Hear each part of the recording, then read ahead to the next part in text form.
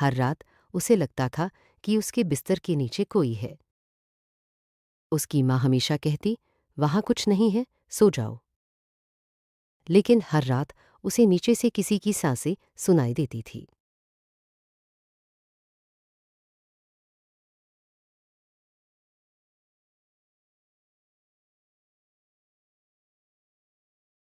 एक रात वो डरकर माँ के कमरे में गया और माँ के पास जाकर लेट गया।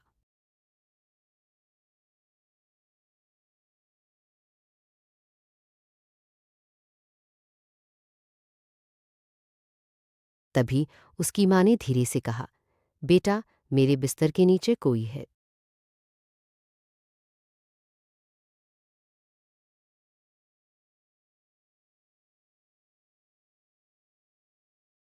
और फिर किसी ने उसका पैर पकड़ लिया।